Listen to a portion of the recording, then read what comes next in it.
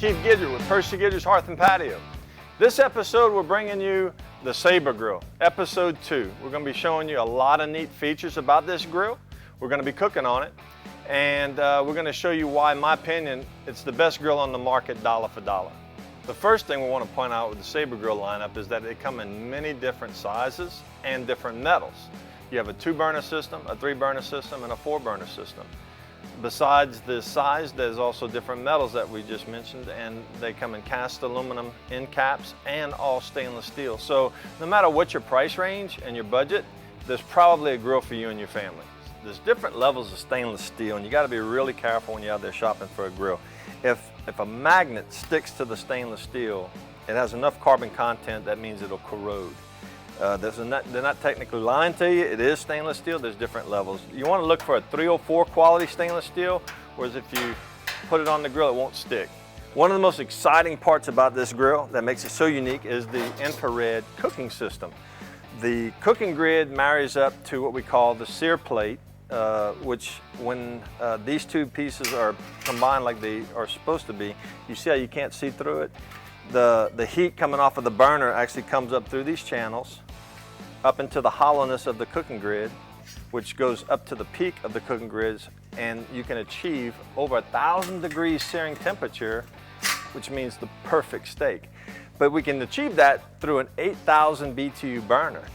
Most grills come with a 15 to 20,000 BTU burner and only achieve probably about a 7 degree searing temperature. On the Saber, no flare-ups, high searing temperatures, excellent product. Another great feature of the all stainless steel model is that there's this double single side burner. There's 2 burners in one, which on low you're at about 3,000 BTUs. On high, you're jumping it up to about 18,000 BTUs, which on a standard grill, again, you're looking at about 10 or 15,000 BTUs. In a little bit of a windy condition, 18,000 BTUs is going to give you all the BTUs you need to fry, steam, cook, whatever you do in your house, you can do outside. And with these two cooking systems, the low BTU 8,000 burner on the main cooking system and the 18,000 BTU, what that equates to is that if you have a traditional gas grill, you'll probably drain a tank, and this grill will still have about a half a tank left because you're consuming only half of what most traditional gas grills use. And one of the last features on the all stainless steel models is this interior halogen light. So no matter how dark it is outside, you can see what's happening on your grill. It has one of the best warranties in the grill category that it's in. And if you go to about.com, it's ranked in the top 10 grills dollar for dollar in their category. But enough talking. How about we go and show you what this grill can do? Okay, so now we're at the Saber grill. Everything is lit. We have each one of these set at different temperatures, and you can see off of the dial, this is set on low. This one's at a medium, and this one's pegged out. We're super jammed up hot right here.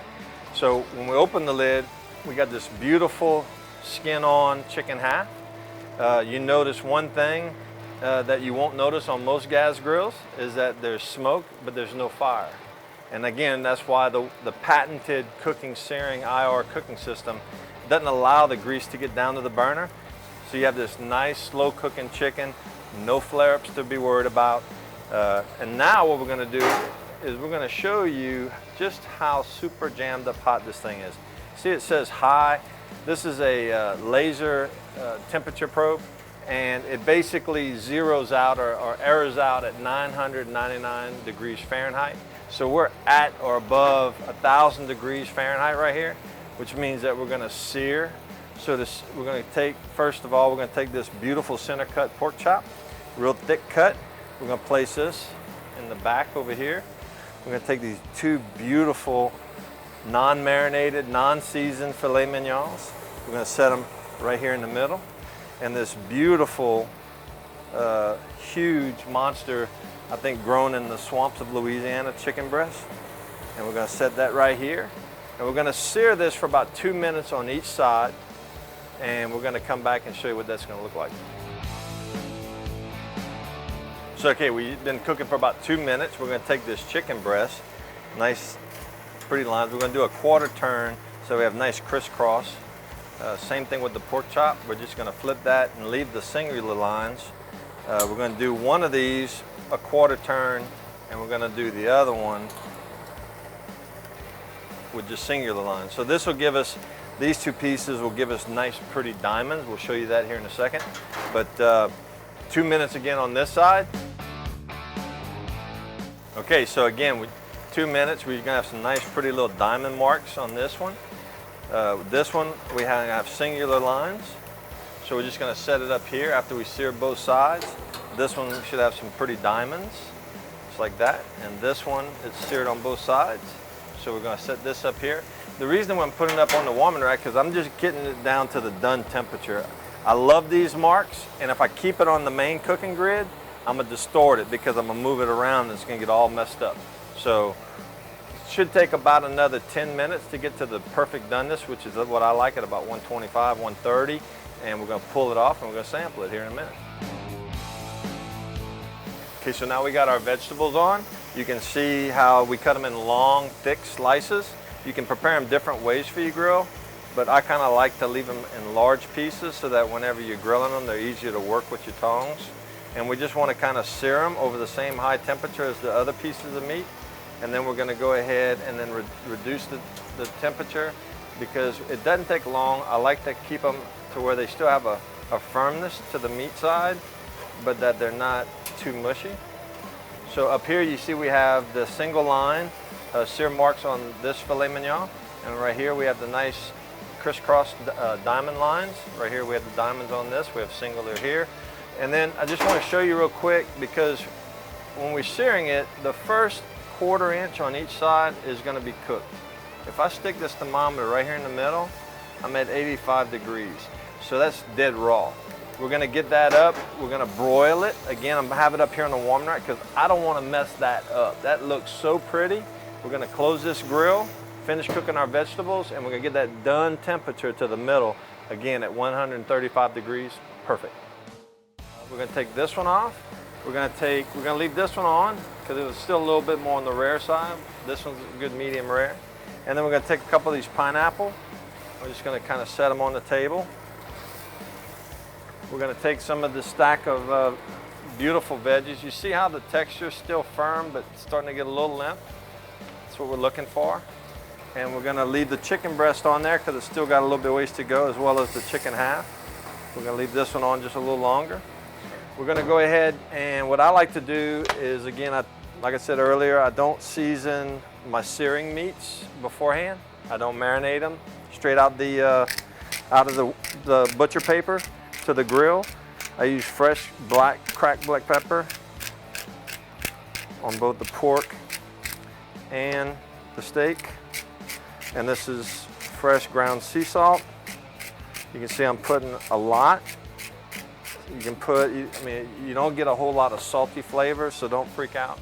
I'm also gonna take a little bit of this butt rub, and I'm gonna take and sprinkle a little bit on top the pork. That's what it's formulated for. And I'm also gonna season the pineapple slices just a little bit. There's something about a salty, sweet thing in your mouth. It makes your taste buds go, whoa, what was that? You know? And so what we're gonna do is we're gonna take the pork chop, and I'm just gonna cut it in half so you can see how the color and how juicy that pork chop is. You see the juice just pouring out. Same thing with the filet mignon. We're just gonna cut it, and you can see that it's medium rare. I mean, if you can smell what I'm smelling, it's absolutely incredible. And then we're gonna take this this pineapple slice, and I'll tell you what I'm gonna do is I'm gonna take the steak, and I'm gonna take a little piece of this pork chop, maybe a little bit smaller, and we're gonna do this. We're gonna take a little piece of pork chop. Oh my. A little bite of pineapple.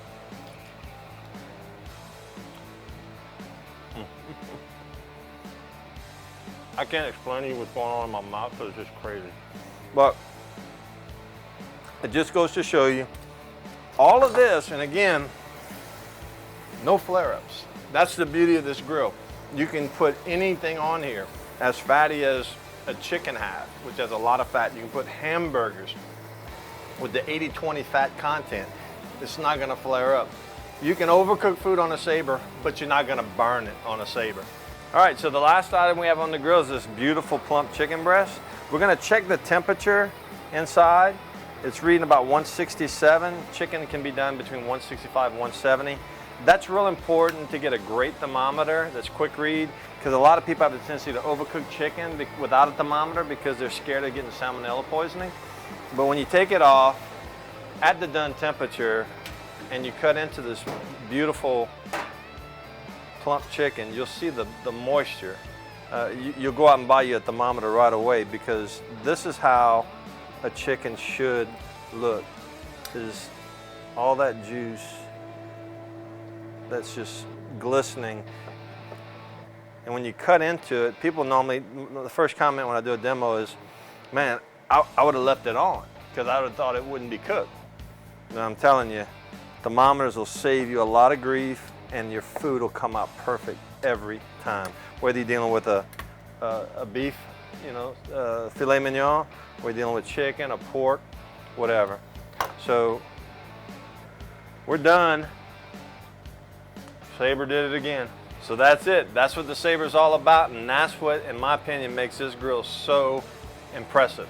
If you want to see more about it, come in person to Percy Guidry's at 6413 Johnson Street, or you can go on our website, www.percyguidry.com.